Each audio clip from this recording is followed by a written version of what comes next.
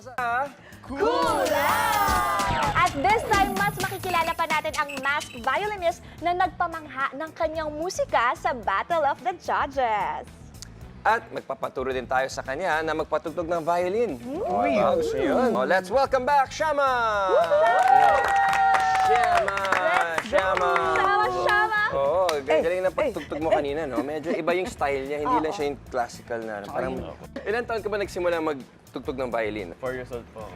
4 years old. Pero bakit violin yung nagustuhan mo? Kasi nung 3 years old po ako, nakita ko agad yung mga tito ninong ko, nagpe-play po sila ng violin sa church. So parang, okay. yun palang nakita ko na po na, gusto ko din mag-violin. So yun, doon po ako nagsimula. I see. Eh, gano'ng kadalas yung mag-practice ka? Kung classical po, minsan umabot ng mga maghapon, minsan buong araw.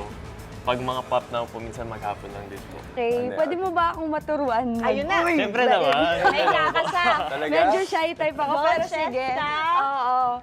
So, ang first step Okay. po namin is yung 1, 2, 3 is 1, 2, 3, Ay, 4. oh my gosh! So, Ano yung paano? Ano? 1, 1, 2, 2, and 2. and 3.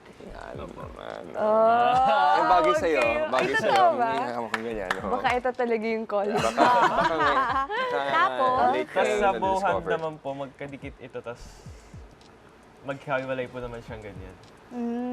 Para sa balance Ganon. po. Naku, ang haba pa ng nails. And then, magpuput lang po tayo ng pressure, tapos malaking length para tumunog po yung Okay. string.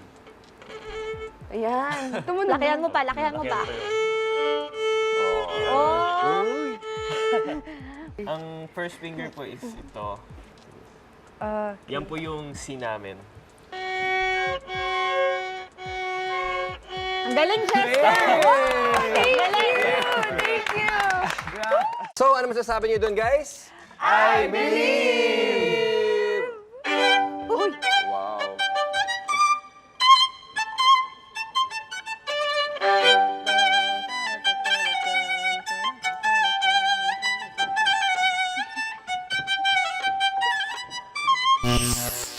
Ang violin ay isang wooden chordophone o string instrument na nag-originate from Italy noong early 16th century. At alam niyo ba na ang pagtugtog ng musical instruments tulad ng violin ay may neuroscience? Yan ang science na may kinalaman sa ating brain. Pag tumutugtog tayo ng instruments, gumagana ang auditory cortex. Ito yung parte ng utak na pinaprocess ang sound at nakaka-recognize ng pitch at tone sa isang music.